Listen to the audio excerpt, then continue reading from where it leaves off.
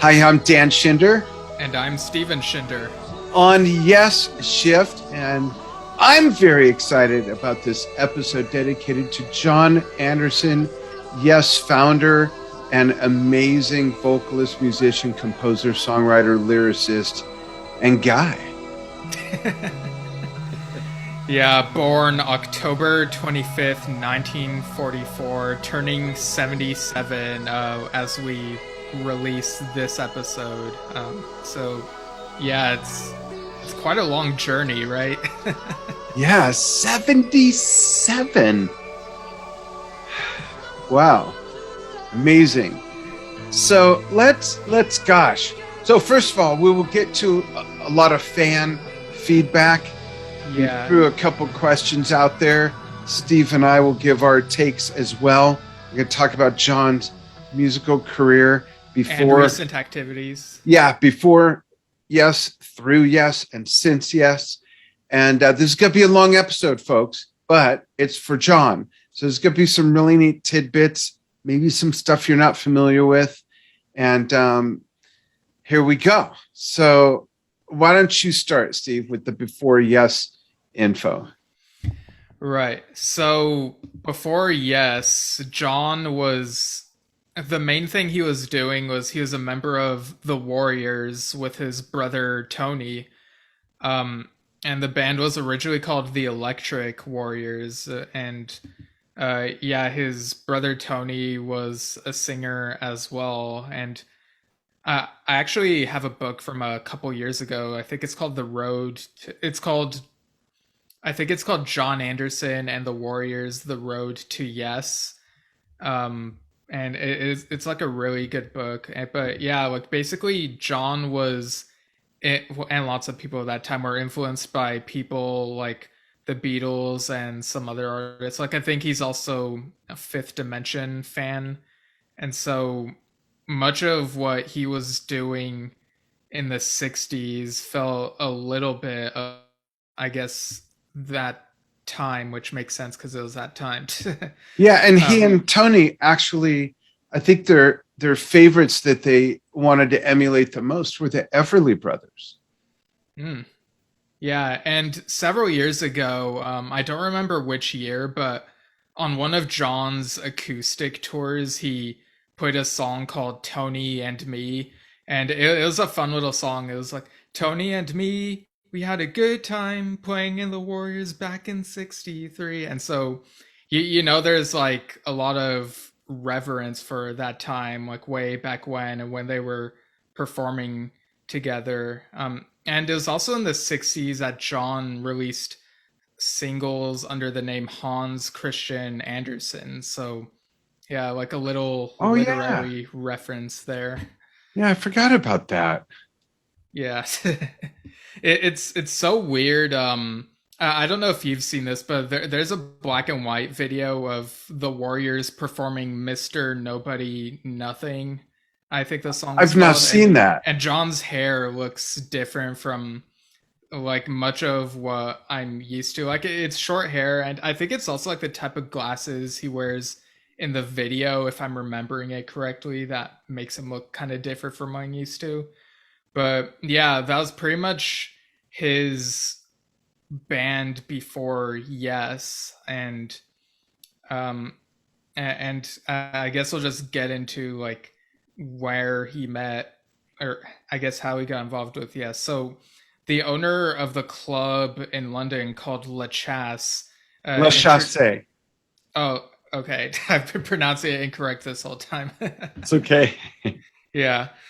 Um, I think his name was Robert Barry, if I remember correctly. He introduced Anderson to Chris Squire, who's also there, and like they pretty much hit it off, and uh, they were part of this band called Maple Greer's Toy Shop, and some other founding members of Yes joined in as well. But there were other people like Clive Bailey and Bob Hager.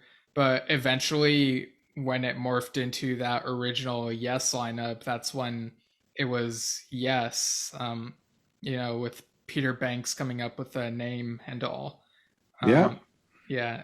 So yeah, and um, Yeah, so yes, a little obscure band that some of you listeners may be aware of or not. I don't know. John had a nice little stint with them. Yeah. And we So, oh, go ahead, go ahead. oh, I was just gonna say, where do you want to go from here now that we I made want to yes go of it? to the crazy question that I'm almost regretting asking. I told Steve a couple of days ago, I said, hey, let's put something out there and ask the fans to name their top 3 songs and or their top 3 albums. And then when I look at the list of fan feedback that he fed back on our little cheat sheet here, I thought, oh, I guess we're going to have to name ours. And then I got mad that I even thought of this idea because it's really it's pretty difficult. Yeah. And it's like you could ask me in 7 consecutive days and I'll probably have 3 different answers for each. So I'll give you today's when we get to it, but let's start with the fans first and then we'll give ours. How's that? Okay. Yeah. Okay, so we'll take turns reading them. I'll start with Matt Leopard. Favorite lyric. Yeah. Yeah, he says favorite lyrics, certainly. Like the time I ran away, turned around, and you were standing close to me. And then we've got, I crucified my hate and held the world within my hand. And then we've got, now that you're fine, now that you're whole, seasons will pass you by.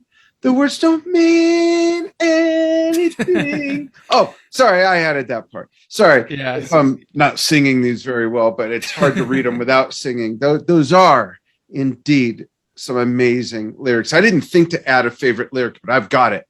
I've got it for when it's my turn. So Right. thank you, Matt, for contributing. Go ahead with the next one, Steve. Yeah, I think in one of the posts I shared, I said it could even be like favorite lyrics. Okay, 'Cause I good. think that was like one of the ideas we kicked around, but everything else is either album or song. Yeah. Um, so this next one is from Carlos A. Rodriguez, who says, um, and I mean, like I said, like later on we'll get to more recent stuff, like looking back on the Rock Academy tour that John did, and some stuff he's done with Trip the Witch and Inventioning that are out now. But yeah, just want to throw that out there. So Carlos A. Rodriguez's top 3 are Page of Life, which he says is fantastic, Animation, and Toltec. So, uh, do you have any thoughts on these 3, Dad? I know that Page of Life is a John and Vangelis album, their final one, actually, and the others are John solo albums. But do you have Yeah. any thoughts on these? They're all great and they're all very different too. Yeah. So I love that Carlos has those 3 favorites that are not yes, and they all are all different from each other.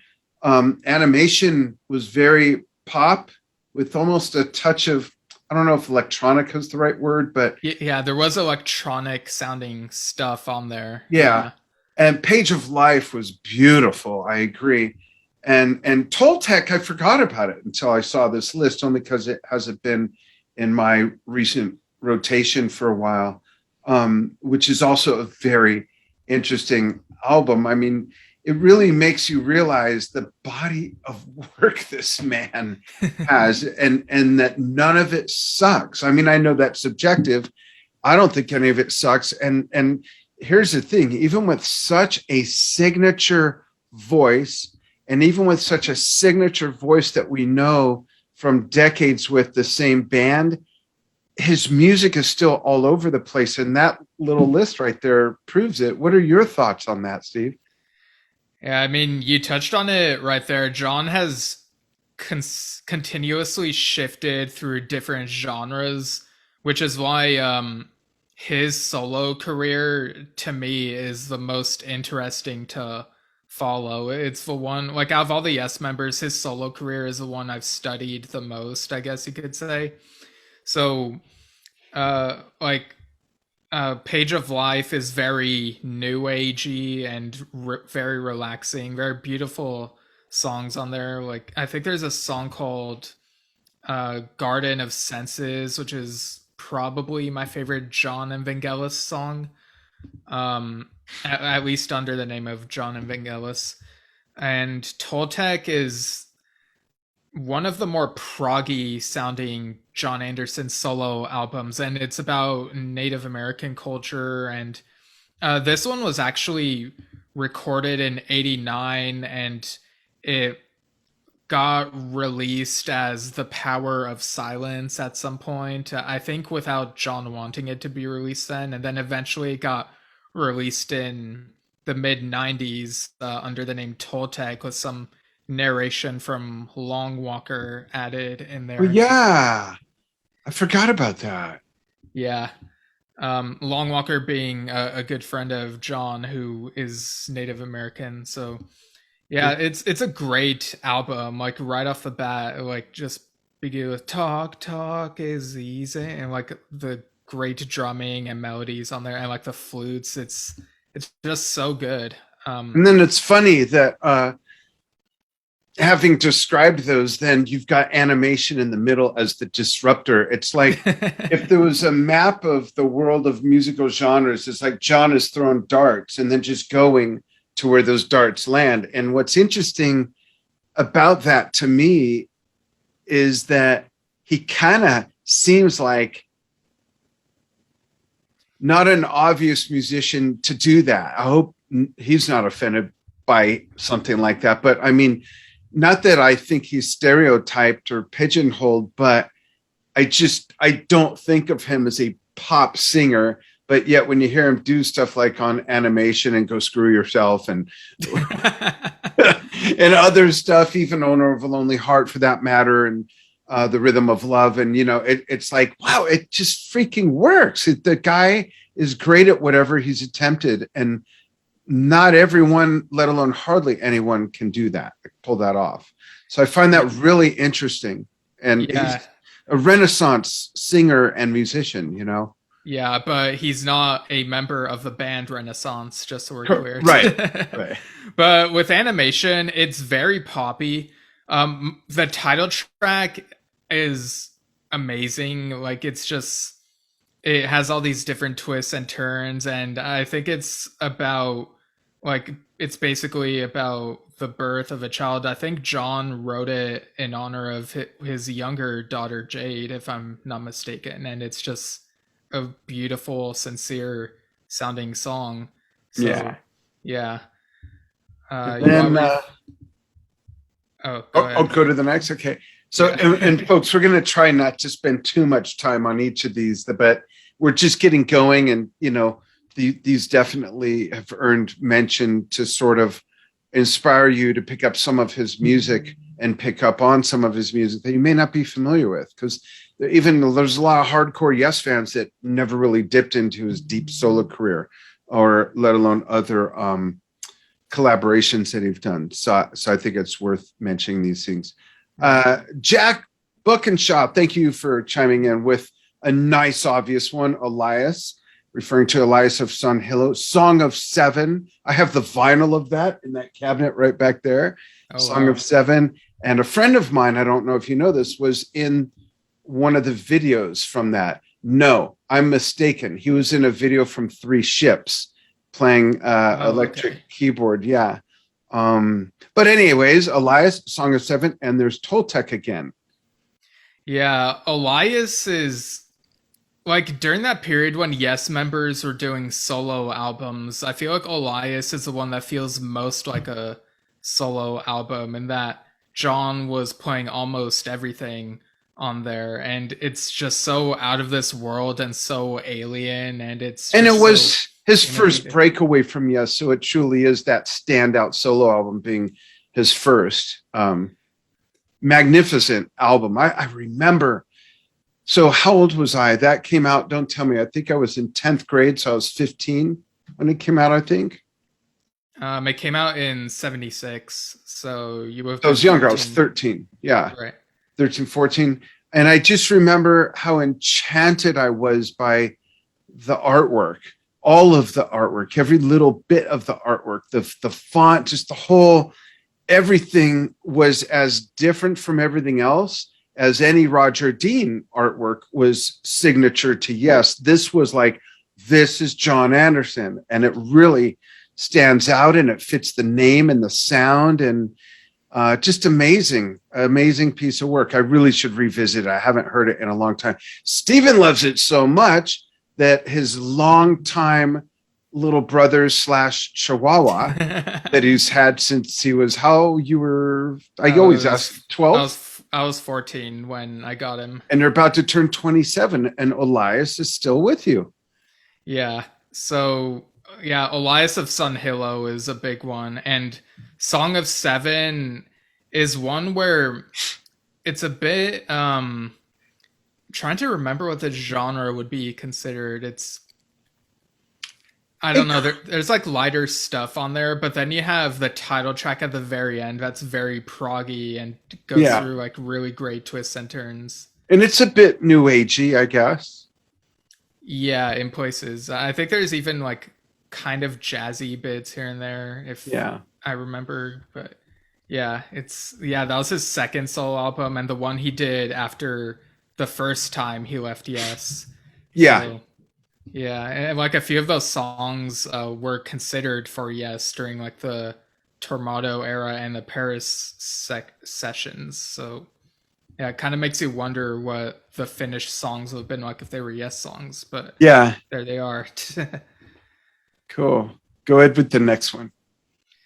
All right, so this is from Lita Postma, who lists Song of Seven, Toltec, and Close to the Edge. So we got 2 solo albums and a Yes album. Yeah. Yeah, I mean, we've gushed about Close to the Edge before. How it feels so ahead of its time, and it's just like it really comes crashing down right from the opening, pretty much. And we've said this before, and other people say this. It is arguably the definition of progressive rock of the 70s. It is that album that you point to.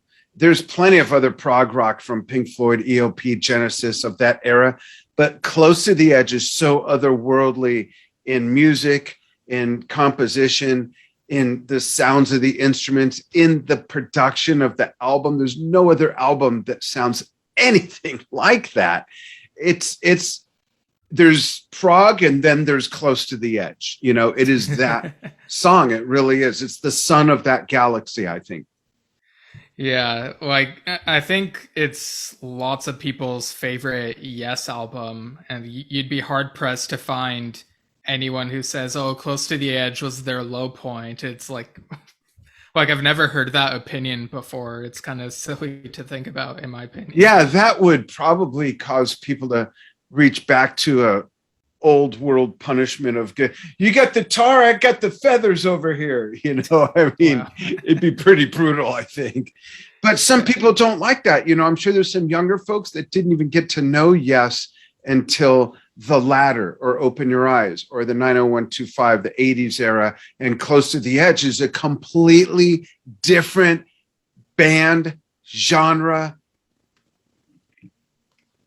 It's just a totally different thing, and I could see how it wouldn't fit people's sensibilities. But if people are mature enough about it, there could be things that don't fit your sensibilities that you still recognize as, wow, Yeah, it is the album that, or at least the title track, I like to play it to people not familiar with Yes to show them, like, just to fuck with them. This is who Yes are, just to give you an idea of what they can do.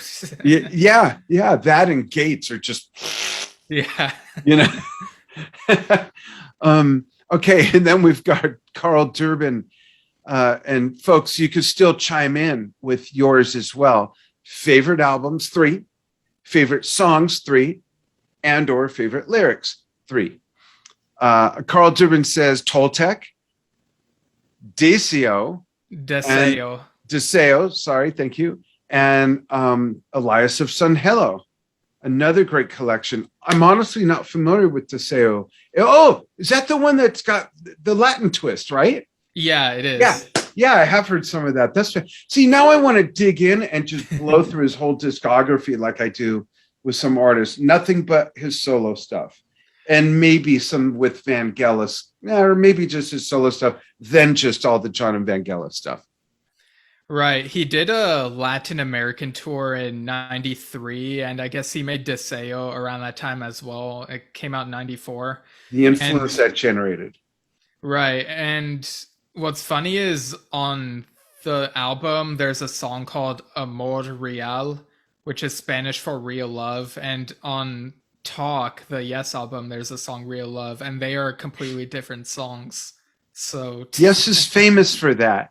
There's yeah. so many songs with similar or even the same titles that are different. It can happen. Does it really happen? Um, Hold on and holding on. yeah. Changes and changes. What? I'm kidding. But there's a few like that. It's bizarre. Cool. Yeah. And then next, oh, you're next. You're up Yeah, next. so this is Montemeyer. I'm not sure what the correct pronunciation is, so sorry. But uh so okay, so Close to the Edge, The Revealing Science of God, and Hearts. So there we have Close to the Edge again, the song, and Revealing Science of God from Tales from Topographic Oceans. Even though you had the change from Bill to Alan on drums and the whole sound of the band changing to some degree because of that, they're still in the same universe, I would say. And then you reach way over here for Hearts. I find that really cool. Yeah, Hearts is my favorite song on 90125. It's my favorite Like, song of the Trevor years, actually. oh, really? Yeah, I really love that song. That and you know my other one, Miracle of Life. Oh, okay. I would say Endless Dream is my favorite of the Oh, Ray-Ban there's that. years. Yeah, and neither of those, by the way, are on my list, which we'll get to later. Okay. So yeah, that's a great list, Monte. That's really cool. Then we've got. Let me scroll up. Ayo Takahashi, thank you, Ayo, for contributing. Who's got he or she has two. Sorry, I don't know the gender. Animation and When the Night Comes. That I'm not familiar with. Are you? Yeah, that's a John and Vangelis song. Okay, so he's got a so I guess he or she are referring to the song's animation and When the Night Comes. I'm guessing. Right, because under that you have the Remembering. Yeah, and the lyrics to "And When the Night Comes" is kind of unexpected from like what I would expect from a John written song, but it Yeah. does have great music on it. Um, yeah, what are your thoughts on the Remembering? Oh, I love that. And specifically, Ayo points out Hide the Memory. I really like that song a lot. Do do do do do do. You know, just that whole section that breaks away from everything else. Or is that in the ancient? Am I losing my mind here? Yeah, I think no, I think you're right. It's the part where it goes like relayer, so, you know that part. Yeah, Or and the acoustic part, or that's in the ancient. I'm getting them confused. I'm so oh no, sorry. no, I think it is in the Remembering where Yeah, it it goes is. do do Yeah, do do do do on the yeah, cat. You know that part. exactly. I love that because it's such a breakaway from the rest of the entire album, yet it fits. It's great. Um, Mm, the remembering, I wouldn't be surprised if that's the only mention of it. And it's a deep cut. I consider that a very deep cut. It's a deep cut on that album of four freaking songs, if you think yeah, about it, you know? So yeah, it that's a is. great list. That's a great list. And then we've got, oh, you're next. Sorry. Just Yeah, kidding. then we have Tom Stratton who says "Time and a Word," "Turn of the Century," and "Onward." And we've So got something special about Onward to tell you about later. yeah, we do. So yeah, "Time and a Word" from the original lineup. I think John may have co-written that with David Foster. I'm curious what Tom's favorite version of that might be because there are a few different great live versions by Yes and by ABWH. My favorite live version of it is from the big medley on the Tornado tour. Yeah, I would I say. was just going to say that. Yeah, from Richfield Coliseum, 1978. specifically. Yeah. But like any other show on that tour, they didn't play it right. Yeah. That's a great list as well. Thank you, Tom. Next is Andy Adams with Song of Seven, Turn of the Century, and Soon, oh, Soon. That's such a beautiful, beautiful song and very John. That could have ended up on any Yes album, any John album, any Jon and Vangelis album, and it would fit. That might be the only one. That might be the only piece that could be anywhere in his discography, basically, and it would have worked. Yeah, it's quite a departure from Gates of Delirium, like most of that song, but It's that's how after they the end dust it. settles, basically. Yeah. Yeah, Yeah. and again, another mention of Turn of the Century. You know, it's such a beautiful but also tragic sounding song. It's I think at one point there was like some Facebook post where someone was like, "What's the saddest sounding Yes song?" And I think Turn of the Century was right in there. By But the lyrics, even without the music, I don't know if there's a sad one musically, but lyrically, arguably that could be it. So I have a confession.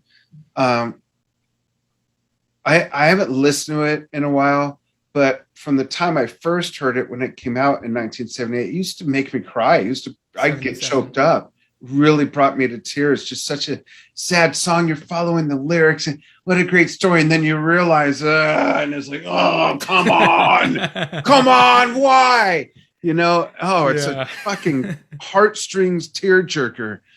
They're being plucked out like a slingshot. Yeah, Um, it's so well done. And great playing from Steve on that yeah. song. Yeah. Oh, absolutely. On the classical guitar. And he might also play the Valchalia on that. Valchalia is that weird instrument that you see standing up with one of those few instruments on Beginnings that's got the arched piece of wood over the neck. It's that really big instrument. That's what that is. I think he might also play that on the song. I believe so. So that's a beautiful list. That's really great. Then we've got Brian Levine with Song of Seven, anything off of Elias, and So Long Ago, So Clear, which I'm sorry, I don't recall which one that is, Steve. That's the one that John did with Vangelis on Vangelis's 75 solo album, Heaven and Hell. Okay. Yeah, that's a beautiful song. It's like it really brings to mind that childhood innocence. It's basically recalling like the way the lyrics play out. It's like these two people who met each other as kids and they used to play, and like just how they've grown and whatnot, and how long ago that was. It's such a great song. That's cool. And folks, chime in. I have a feeling that this episode is going to have long ripples in the pond from people commenting, and we would love that. We'll read some more on another episode, and you can all have fun looking up stuff on these posts on social and look for something you never heard of and go check it out. You might be like, whoa, I wish I could do my list over again and move it up. I really am going to dive into his whole solo catalog. Next, we have Zena Nicholas Yaremko, Elias of Sun Hillow, first mention of Thousand Hands, and a reminder for me, I forgot about Jon and Vangelis short stories. That's a good one as well. Yeah. Did you listen to short stories like when it came out, or was it something you? Yeah, no, when later? it came out. When it came out, yeah. Okay, what was like your reaction to that? I didn't know what to expect, and if I had thought of something, that wouldn't have been it. Okay. Yeah. The best way to put it. I liked it, and I just, first of all, I'm in love with his voice, period. But his voice he always sounds like Jon, but he sings differently on all his solo stuff. I'll touch on that later. And he sings differently with Vangelis. And then there's it's all Jon, of course, but this is a great example, I think, of that. Yeah, and 1000 Hands is I believe his most recent solo album. It came out back in 2019, and I actually saw the tour for that about 2.5 years ago.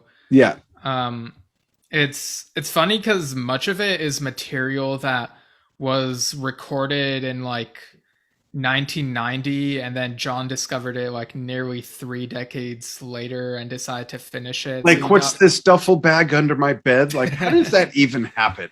like there's all these long list of musicians who are on it, and um in 2017, like I guess this would have been like after the Rock and Roll Hall of Fame stuff with Yes, he wanted to get Steve Howe to guest on one of the songs, and so Steve Howe plays guitar on the song. Huh, guitar? That's weird. The song was called Now and Again, I think. So yeah, Who- like I think they did that over internet. Like he sent him the song and he added guitar to it. So So yeah, I have two questions. Where did you see them? Is the first San Diego? yeah, it was at Humphreys by the Bay. Oh yeah, that's right. I remember now. And do you remember some of the other big names on the album? And were any of them touring with them? I don't know all the names off the top of my head. I mean, just a but few, if you remember any. I'm just curious because I don't remember. yeah, I'm just looking up Okay. the person. Okay, so um oh, apparently Chris Squire had some stuff on it. I forgot about that. Huh. I Um, think I remember him from something. and you got Billy Cobham was on it. Oh, that's right. I was working with Billy at the time. They recorded it in Florida. I remember this. Do you remember that? I was working Yeah. with Billy, and I told you he said that he got invited to play with Yes. And I said, "What do you mean you got invited to play with Yes?" He said, "Well, the voice of Yes. I'm doing something on John's new album." I'm like, "Really?" He says, "Yeah, I have to leave next week for, I think it was Miami, somewhere in Florida." I forgot about that. Oh my gosh. Yeah. Yeah, and it's got Alan listed here as well. Jean-Luc Ponty, Ian Anderson was on it too. Wow, how'd I That's forget right. that? Oh my God. Bobby Kimball, and Robbie From Toto. Steinhardt. Yeah, Robbie Steinhardt, from who recently passed away, founding member of Kansas. I totally forgot about that. Were any of these people touring with him? I know that Billy wasn't, because like, so for those of you who don't know, I'm the founder of Drum Talk TV. Don't hold that against me. And I did 2 documentaries with Billy Cobham at his Art of the Rhythm section retreats that I helped run, and then we did a documentary. So it was around the time of the second one. We were having breakfast. And he was telling me all about it. I remember that. Yeah, I think they got other musicians to tour with him. That makes sense. I'm sure all these guys were busy with their normal projects. So Yeah, and well, just a mention of Robbie Steinhardt. Just want to mention that Michael Franklin, who's worked with John and is also on that 1000 Hands album, he said recently that on October 25th, Robbie Steinhardt's first and only solo album will become available, apparently. There's not much details about it. do you know when it was recorded? Is it something that was dug up, or? I think he was working on it before he passed away. Oh, But yeah, and Patrick Moraz is one of the guests who's on it. So yeah. I would love to hear it. I love the Steinhardt era of Kansas. Not that I'm hating on the current lineup, but the old Kansas stuff is just tremendous. So go for it. Go for the next one. This is a nice arrangement. And I'll tell a story about the 1000 Hands tour later, but okay. Yeah, this next one is from Mike Slauson, who lists Everybody Loves You, Days, and Take a Little Time Out. So those first 2 songs on Mike's list were on Song of Seven, and funny enough, they were both originally developed for potential Yes songs. And Take a Little Time Out is from Earth, Mother Earth, which is the acoustic solo album that John did in the mid 90s with his wife Jane. It's really soothing and really relaxing. Cool. Next we have Jeffrey Strange with Song of Seven, Animation, and State of Independence. Yeah, State of Independence was a hit single from John Evangelis. Like I think Donna Summers even covered it at some point. Um, yeah, it's really good. I'm really surprised how much of this is not Yes stuff. It's great to know that so many people are so familiar with his other work. I think that's really cool. Yeah, I'm not sure if it was the way I worded it. Like I I know I said works from Jon Anderson, but I think I might have added it could be in Yes or outside of Yes, but yeah, it's kind of all over the place, which is cool. Yeah, it's fun to discover new music. That's why I want to encourage everybody to um, look for something you never heard of or that you've heard people rave about that you'd never heard, and go dive in. And maybe we'll do a whole other. We have talked about doing an episode focusing on the members' different solo albums. So we could tie this back into that eventually. Right.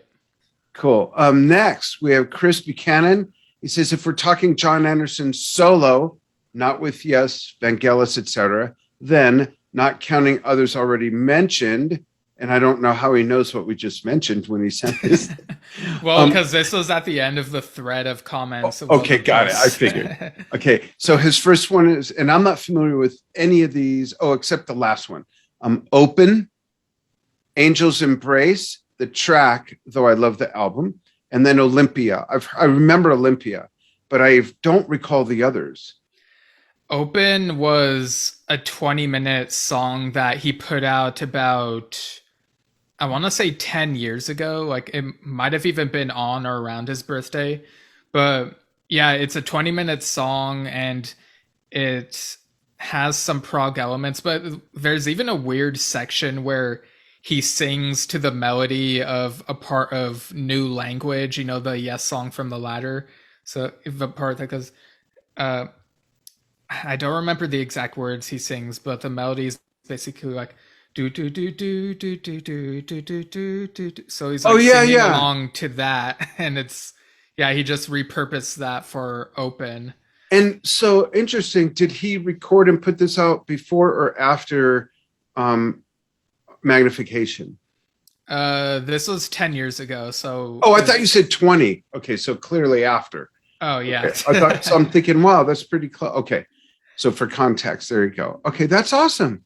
And Angel's Embrace was a mostly instrumental new age album he put out in 95, and he sings on a couple of the songs, but it's go ahead. I'm sorry. I have a question because I'm not familiar with that 20-minute piece.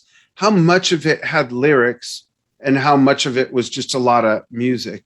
And did he also write the music? On Open, so he sang throughout a lot of that song. Okay. It was basically like a digital EP, I guess you could say. Okay, interesting. And what were you going to say? Sorry.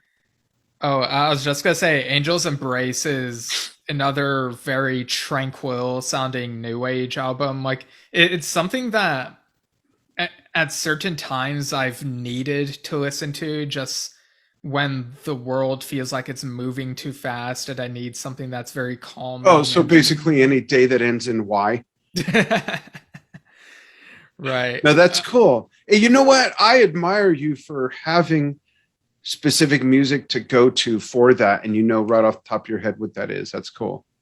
Yeah, it's people give Angel's Embrace a listen. It's great.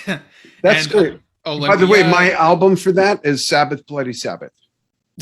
Just kidding. Right, it's from that one band. That's by Megadeth or something, right? Hey, so let's give our favorites. Oh, well, I was just going to say Olympia is a song from Animation, just for people not familiar with it. It's really cool. And Steve and I have not compared notes on our favorite. So give a favorite lyric, your top 3 songs today, and your top 3 albums today. Because like I said, for me, that could change daily. You go first. Right. Okay, so am I doing top three Jon Anderson songs or Jon Well, Anderson albums? both if you want, and they could be solo, they could be with Yes. So any top threes. I'm doing top three songs, top three albums, and my favorite lyric.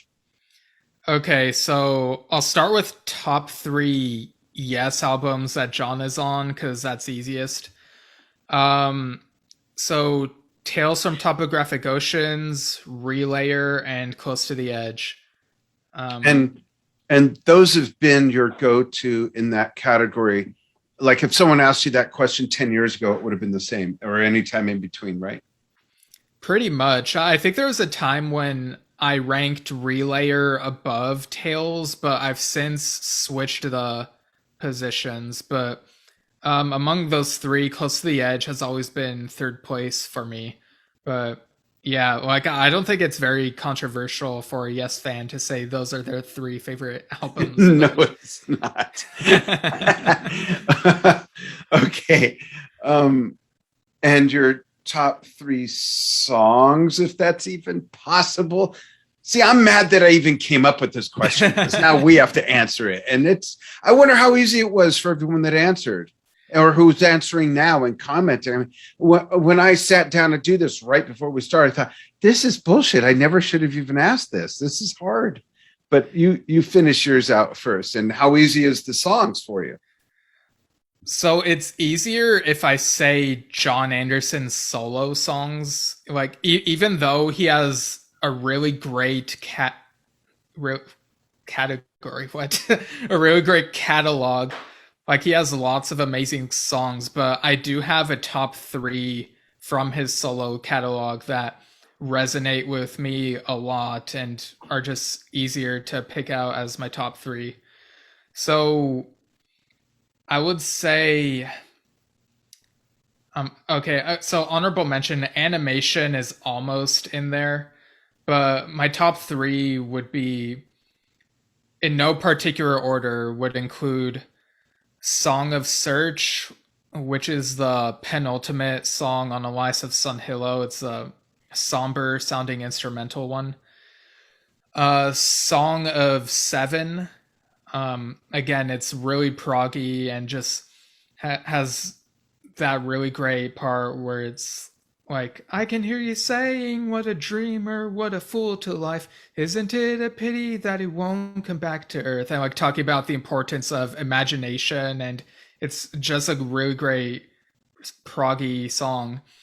And the last one is from his 2011 solo album, Survival and Other Stories. It's titled Incoming, and it's basically, it has the staples of a Jon Anderson song of like this feeling of togetherness and being one. And it has a nice, like, it starts off soft and quiet, but it has a nice build up toward the end.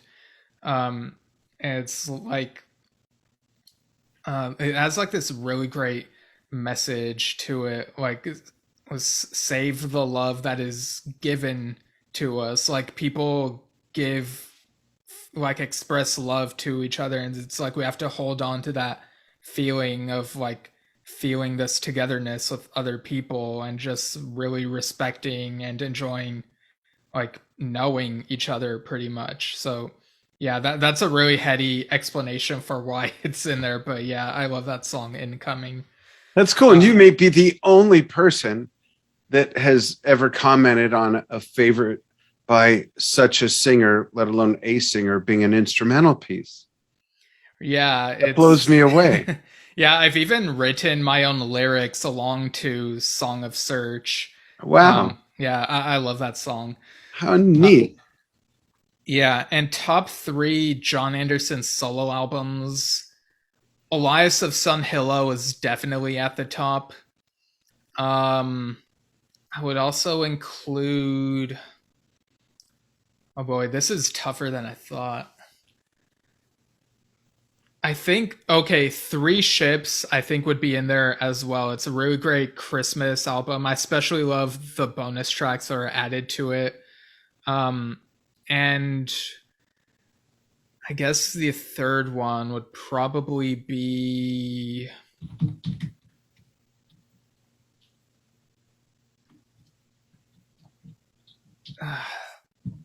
It's so tough because there's so many good ones. It's like there's some albums where it's like, is that like toward the top, or is it just because there's like a really standout song on there that I really love? Yeah. I'm gonna go with Survival and Other Stories. It has a nice mix of new age stuff and poppy stuff. It sounds modern, but not like it's trying too hard to sound modern, if that makes sense. Yeah. That makes sense. Yeah. But if I were to say my top 3 albums that have Jon Anderson on them, they would be Elias of Sun, in no order, Elias of Sun Hilo, Tales from Topographic Oceans, and Invention of Knowledge, which he did with Roina Stolt, the Anderson Stolt album. Yeah, one of your favorites. Yeah. Yeah. And do you have a favorite lyric? Is it just the word soon? I don't. It's okay. It's so hard to pick because there are so many great ones. It's like, how do you pick that? Yeah. Okay, so mine, I'm going to first give my top 3 songs he did with Yes. And it's really because that's the work I'm most familiar with. Right. And this was tough. This is tough. Awaken is a very, very, very special song to me.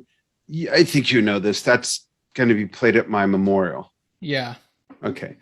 So Awaken, live from 77, live from Keys, live from 1978 Tormato Tour, and the studio album, I'll Take It Any Which Way. I just love that song. Next is Revealing Science of God. That song is a place I've been before. And I that hit me the first time I heard it. And I must have been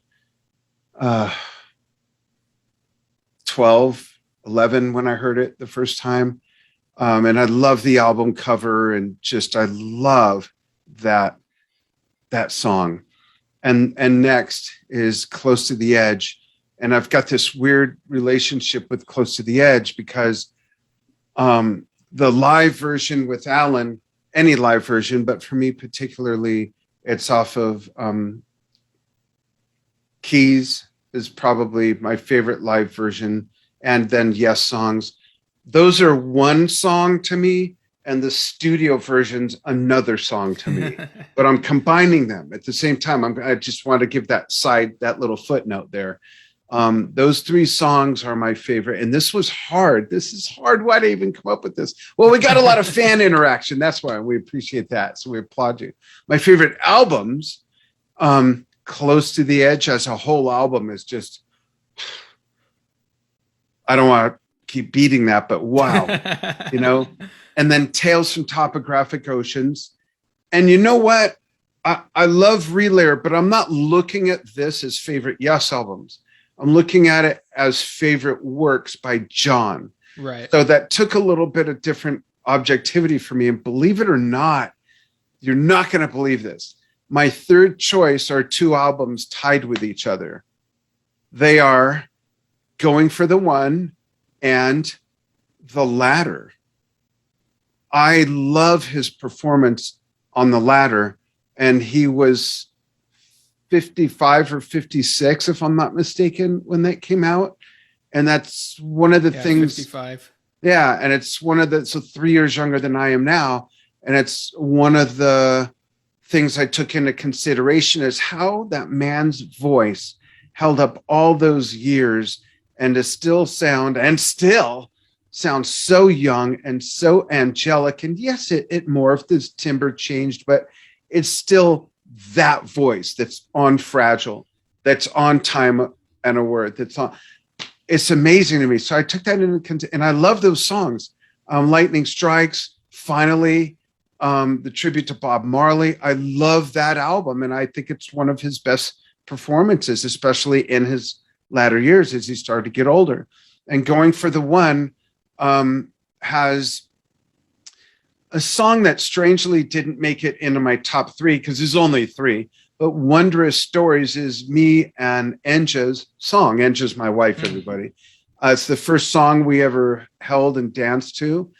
Was played at our wedding, and that's like our song. I play it every time it's her birthday. Our song. Which is also a good song.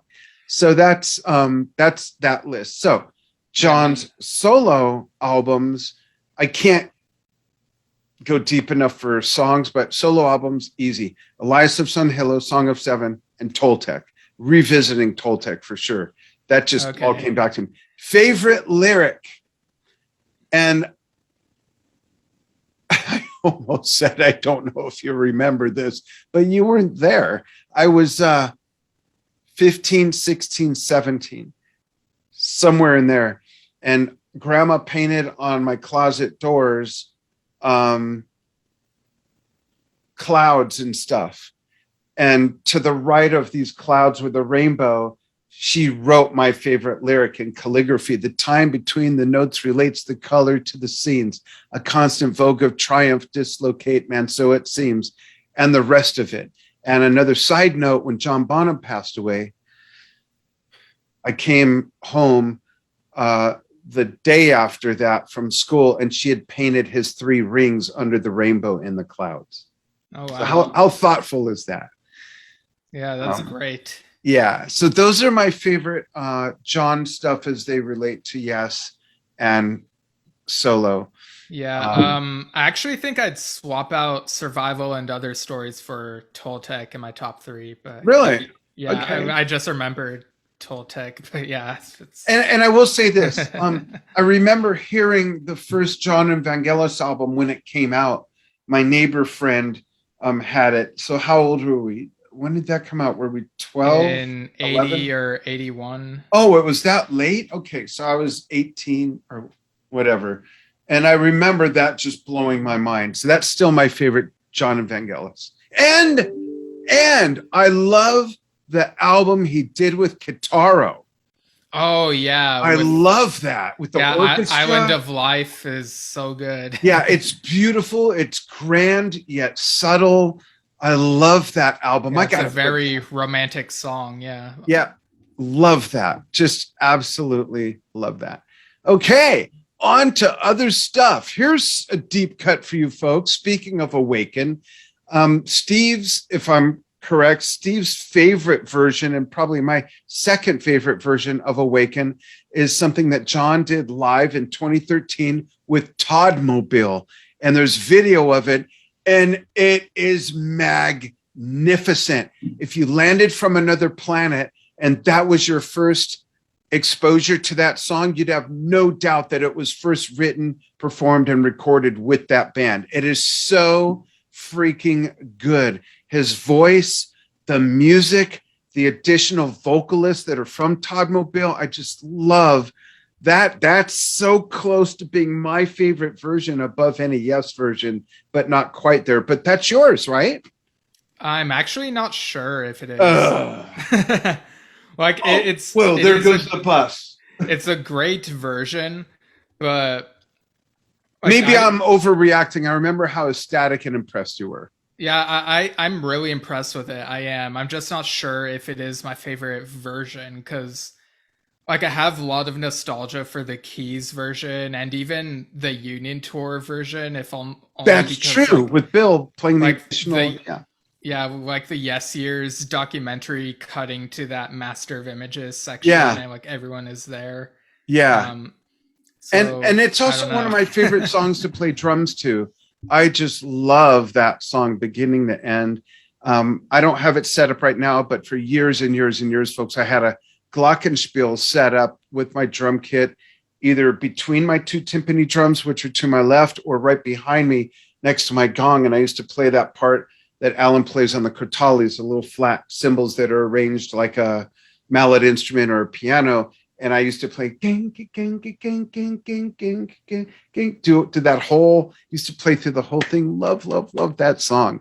But check out Toddmobile concert from 2013. Look it up on YouTube, folks, and give us your opinion on, we could do a whole show on Awaken. You know, I mean, seriously, picking apart the different versions and the lyrics and it's just beautiful, beautiful. Beautiful.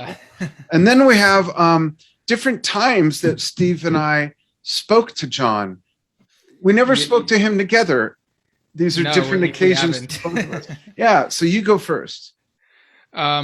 So the only time I've talked to him is during that 1000 Hands tour.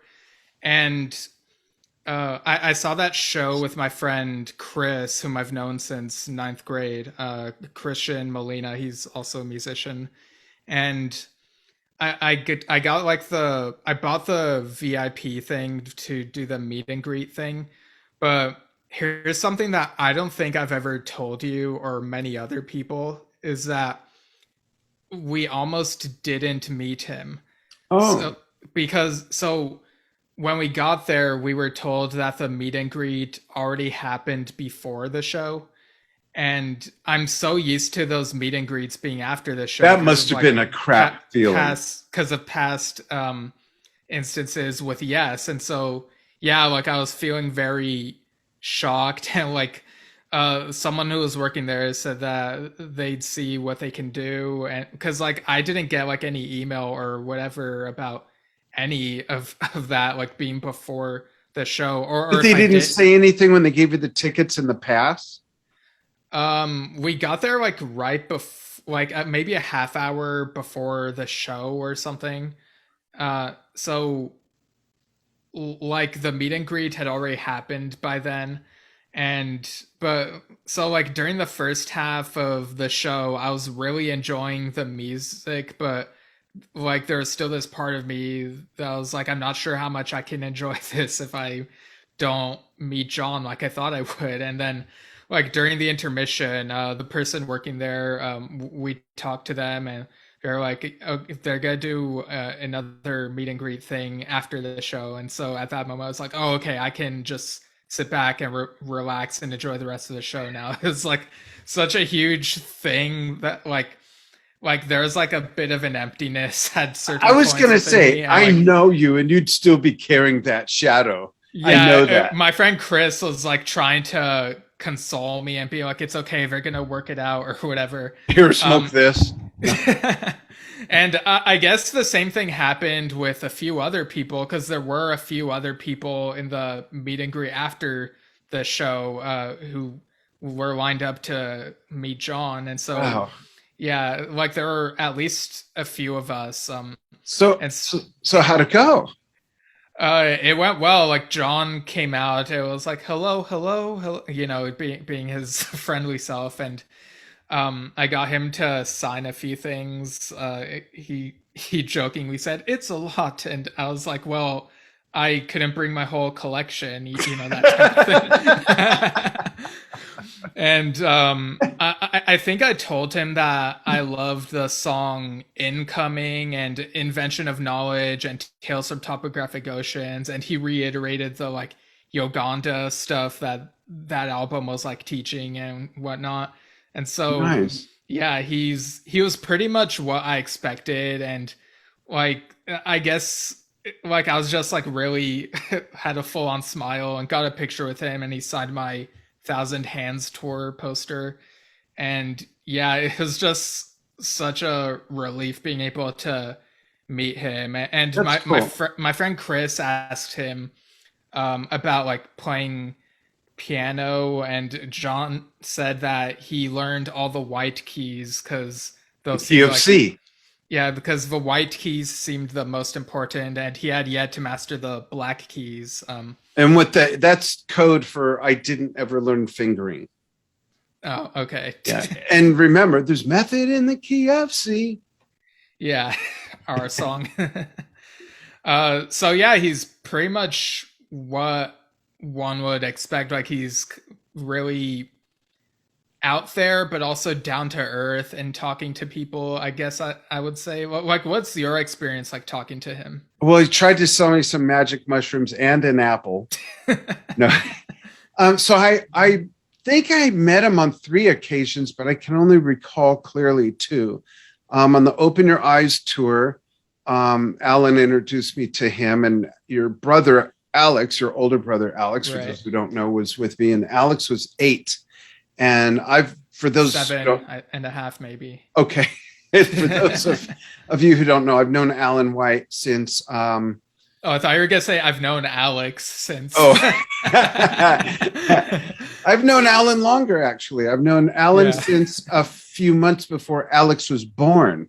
Actually, right. So that would be 1989. November of '89 is when I met Alan. So when I went to see him, I hadn't seen him in a while, and I have a picture. Right, let me move something so I can see where I'm pointing. So right there is me with Alan, and I'm holding Alex, who was 2 weeks old, and he's grown. He's like 5'9", 270 now, so he's grown. And so he hadn't seen Alex since he was maybe 4 or 3, and now he was 8. And so met Billy, actually, and everybody who I didn't know already before the show, but Jon afterwards. And Jon spent some time with us, took pictures. I took a friend, and he was exactly like you said, out there, but very down to earth and very kind as well. And then I interviewed him. I don't know if you know that. I interviewed him on Drum Talk TV. Oh yeah, I've seen that video. Yeah. Yeah, I haven't seen that in years. I guess it's on Drum Talk TV somewhere, I guess. You should dig that up for me, and we'll cut it in. Yeah. Yeah, so there was this thing in Vegas. So I started Drum Talk TV when we were based in Vegas, and there was something called Vegas Rocks Awards, and I went and did a bunch of interviews, and Jon was there. And to tie it in to be a Drum Talk TV thing, I asked him all about the organic, I'm paraphrasing, but basically the conversation was around the organic textures from percussion mixed in with many different styles of music that he's done. And we talked about that, and he really liked that. Dan Schinder here on Drum Talk TV on the Perspective Series with Jon Anderson. That's Jon, me. You're getting the Voice of Progressive Rock Award tonight. Congratulations. I'm so proud. I can't believe it. And we're proud too. Jon, you've always worked in percussion in very interesting ways in your music. Big time. What is it about the world percussion that really touches the sensibilities in your music? It's the drum beat of the earth. That's all you need to know. The heartbeat of the earth? It's true. Great. Last question. Will progressive rock ever sort of circle around back to more of what you were able to do in the 70s with Tails and Relay? Yeah, young kids are bringing that through now. Great. You watch. Great. Jon, thanks for joining us on Drum Talk TV. All right, take care. Thanks. He's a very interesting man, and he is Yes. He's not in Yes now. He's Yes.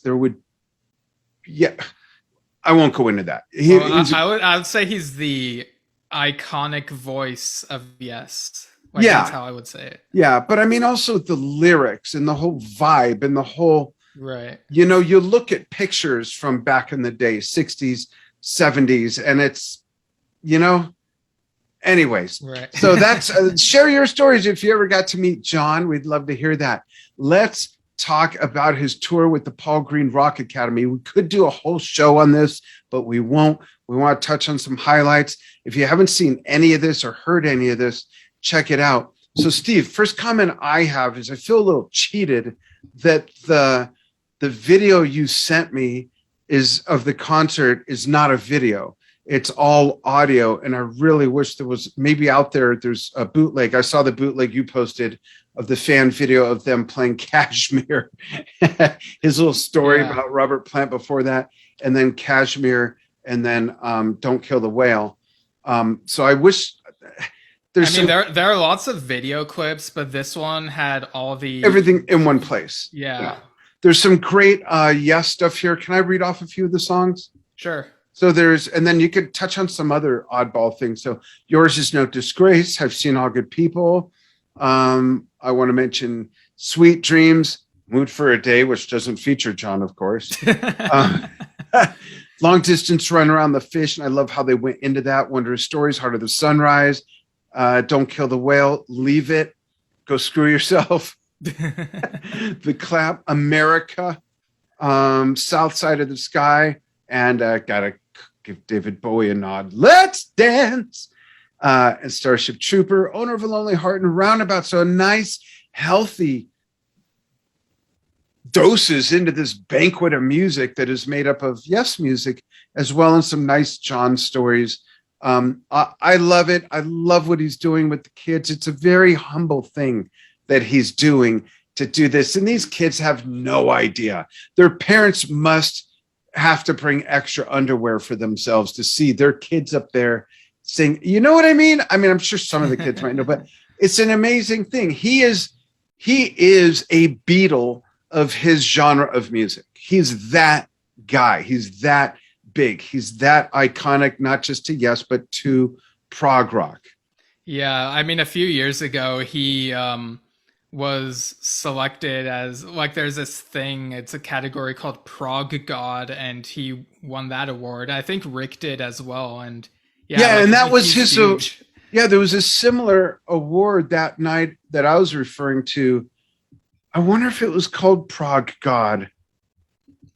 It might have been something different. Something similar, though. Yeah, but you got to check this stuff out, folks. He's funny, and he's just like Steve said. He's out there, but it's just a normal guy with a lot of humility, and I so admire that. I really do. Yeah, and he also has like a really good sense of humor. Like during in the concert that this audio is from, it's from the New Jersey show, I think, from August. Yeah. And there's like a moment where he was trying to remember when something happened. He's like, it was about 20 years ago. Like, I think that was when he met Paul Green. And so a recurring theme throughout the show was like he would keep he or the audience would keep saying 20 years ago, and he was like, it was 20 years ago, everything is 20 years ago. And it's funny how, I don't remember if he did this in any of these stories, but every other time I've seen him tell a story, he says it was a Tuesday, it was a Thursday. Like, how do you know what I mean? Like, I don't remember like what I had for breakfast or if I had breakfast. How does he remember? It was a Tuesday, and he's talking about something in 1977 when they recorded Wondrous Stories or something like that, you know? Yeah, and he had like a funny story about meeting a certain famous musician, right? Yeah. Back in the 60s. This is worth the watch, folks. It really is. Well, we've got so much more. Let's see what's left. But first, we'll go into his guest appearances with Trip the Witch and with Inventioning. But I just want to say real quick about the Rock Academy stuff that what I really loved is that if you listen to the whole show, like, it really keeps you on your toes, because it's not just Yes. There's also John stuff and like John and Vangelis, and also like stuff that's like outside of that, like those categories. Like you got Lose Yourself by Eminem, and it would segue into State of Independence. It was like, who thinks of that, you know? Kashmir into Don't Kill the Whale. Yeah, and yeah, that one was really good. And South Side of the Sky even ended with a bit of Kashmir. Yeah. And by the way, folks, John's playing the bass on Kashmir.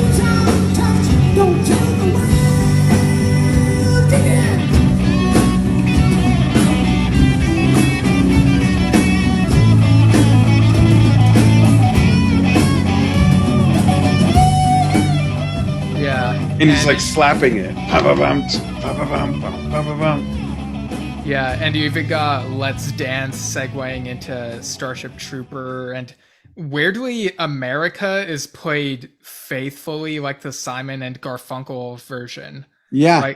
Like it's not the way that Yes reinvented it.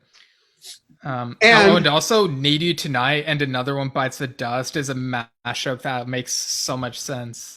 yeah, and you will all be impressed with his voice. He's going to be 77 and he still sounds like Jon Anderson. I don't know how he's preserved his voice. Yeah, and we also have a few fan comments about those shows. Let's read those. Yeah, so Matt Leopard says, great transition to Don't Kill the Whale, one of my favorites. He's referring to the Kashmir Don't Kill the Whale transition. So, yeah, expertly done. Stan Tabor, he's having fun.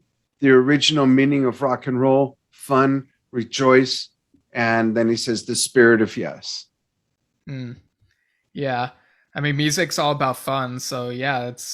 Yeah. Whiskey Wolinski says, I saw the Boston show and was thoroughly entertained. The kids were just incredible. Not flawless, which was much of the fun. Yeah, that's great. I've never seen anyone perform and be not flawless. But I get it, and that's totally cool. Nancy England Henderson. I saw the show in Canton, Ohio, and I thought it was great. Not everything was perfect, but just seeing the enjoyment of all those kids on stage with Jon was spectacular. I'm just grateful to see him still live after all these years. I think that's live. Oh, see him live after all these years. I will absolutely see the tour next summer. I would love to as well. This stuff is so fun to watch, and you never know what they're going to play, which is great, you know? Yeah. It's great.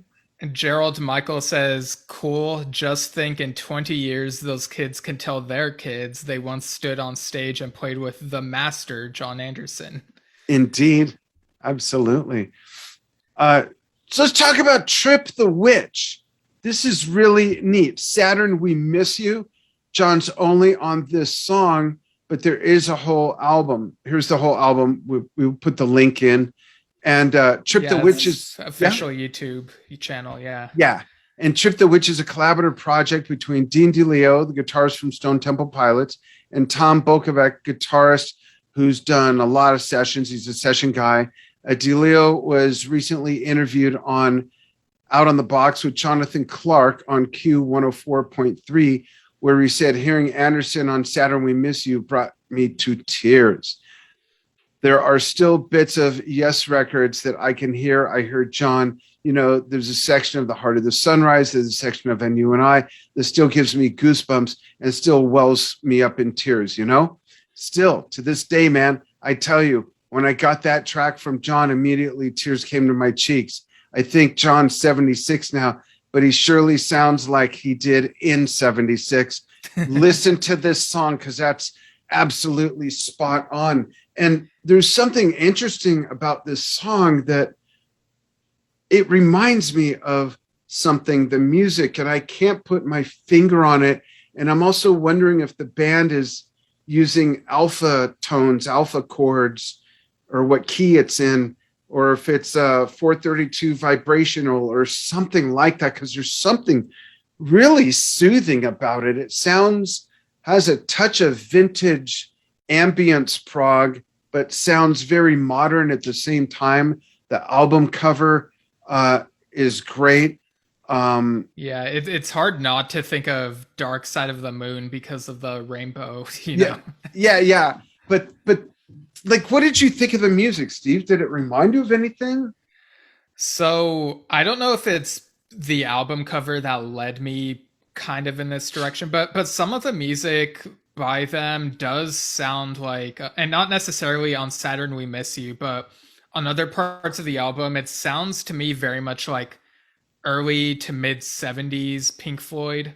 Like there's even a song that reminded me of Shine On You Crazy Diamond. I was going to ask if from Wish You Were Here, if some of it was reminiscent. Yeah. Right. And maybe metal, even Yeah, maybe even a bit of the stuff that Peter Banks did in the 70s. Like, Interesting. it sounds, some of it is quieter, other parts are like feel somewhat psychedelic. It's a really good album. Most of it is instrumental, like we mentioned. But I just like, some people weren't very impressed with a John song, but I I am. mean, yeah, I mean, I don't know what people were expecting, but I think it's cool that John's guesting on these things that will lead people to discover them. Like, this is a new project by musicians who like, they're already well established, but it's But they're like doing really, some new, fresh stuff, which is great. yeah, and people within our Yes bubble will be able to like check them out and see if their stuff is for them, you know? Absolutely. Yeah. It's great to see him so busy. And here's yet another project that he just sounds so good on. And think this might be my new band crush. I'm really digging this band. I need to dig more into their catalog. I just was introduced to them today. The Inventioning single, Some People, which also features Oliver Wakeman and Jean-Luc Ponty. So my three favorite violin players in no order: Jean-Luc Ponty, Robbie Steinhardt, Francis Monkman. Right. So for those who don't know, Inventioning, so this is a little bit of background. Where did I put it? So it started out as basically splintered out of the Anderson Ponty band project. Like, this was originally gonna be like the Jon Anderson band around that time. Really? Yeah, Oh, like, yeah, with Sean. I remember that now. so yeah, I'm just looking at, okay, so Some People was originally titled Waiting for the Answer and written in October 2007 by Michael Lewis and Jon Anderson. And I watched the recent like live chat that they did on the Inventioning Facebook page.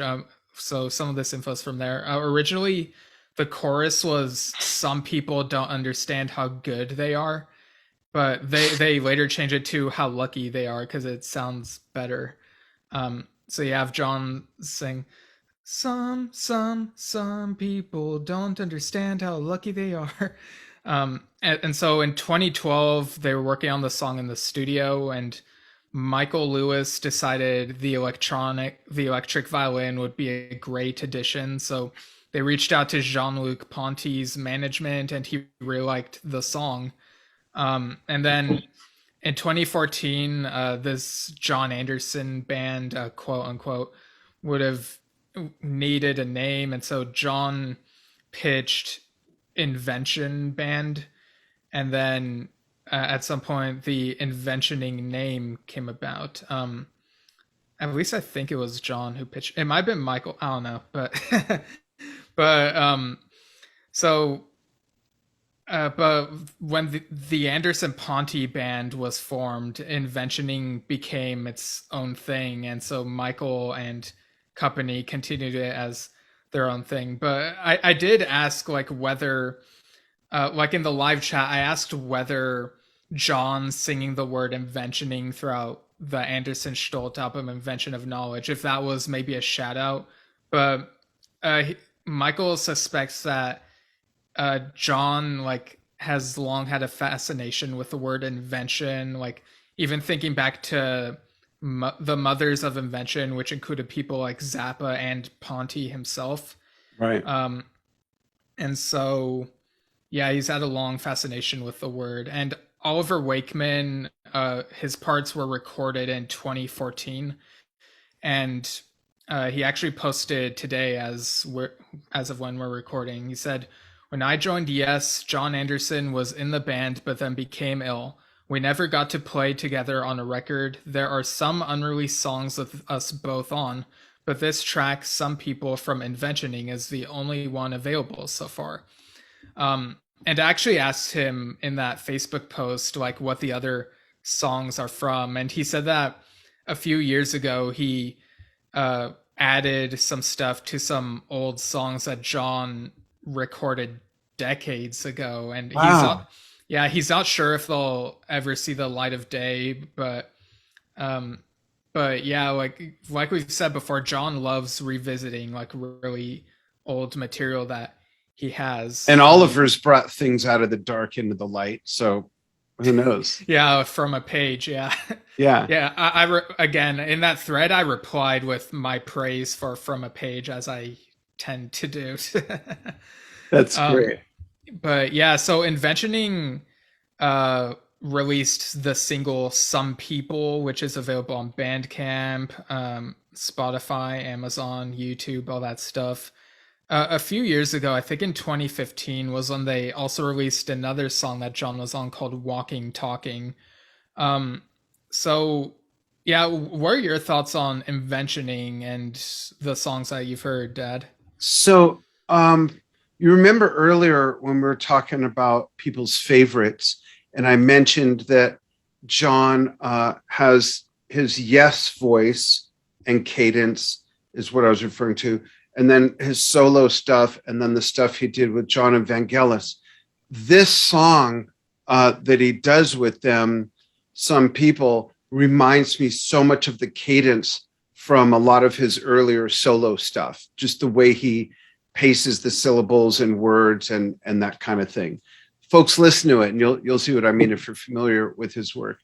His voice sounds great. The music is great. The band is great. And the whole package, literally, the artwork is outstanding. I love the eye candy that comes with all of this. And for those of you who don't know, there's also a shout out of Onward, which is great.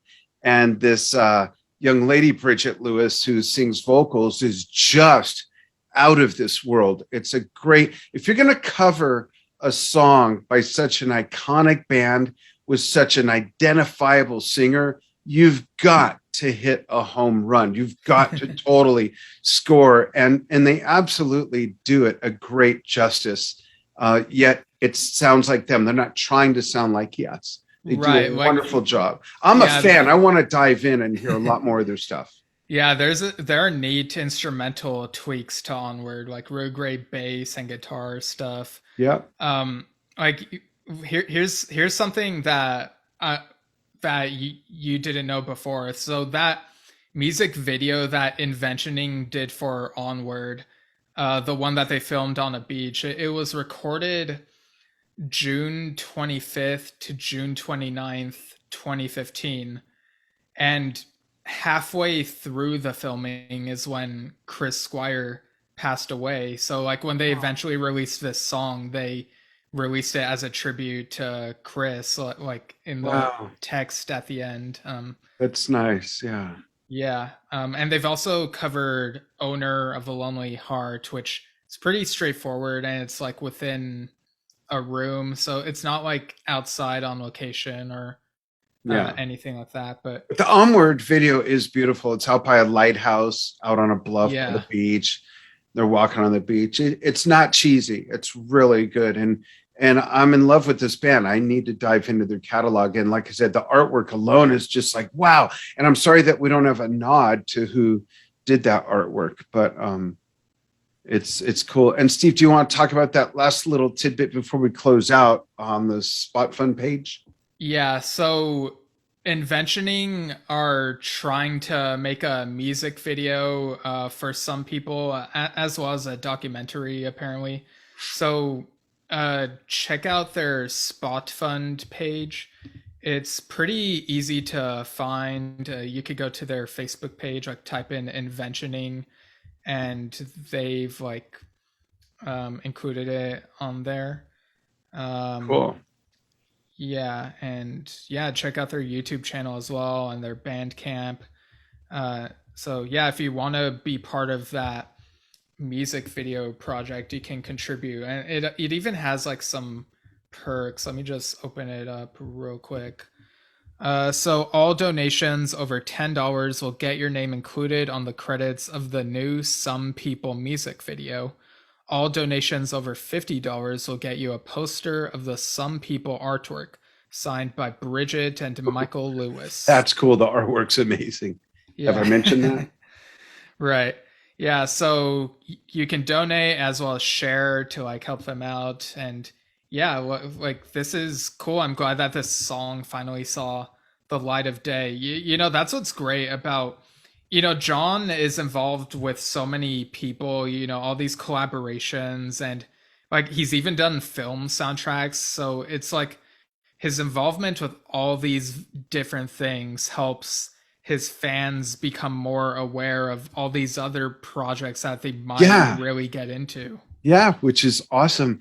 Happy birthday, Jon Anderson. One of my absolute favorite, not just vocals, songwriters, but everything, musical artists, rock stars, people, spiritual guy, just absolutely love him. Happy birthday. Thanks for the decades of amazing music. Nice to see you still going at it. Fans, chime in with all these different things we've talked about, and we'll carry this over somehow to some other stuff. Yeah, happy birthday, Jon Anderson. And yeah, keep on listening to him and like all these other people. Yeah. Awesome. Thanks everybody for following what we do.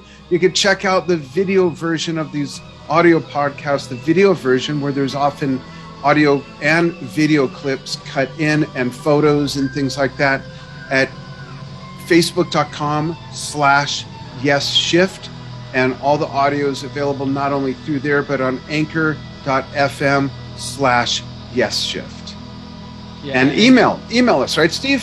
Yeah, email us at yesshiftpodcast@gmail.com and let us know what you think, and we might read your thoughts. Yeah. And we do take suggestions too for shows. We've got a few stacked up, so we're working on those. Yeah. Thanks, everybody.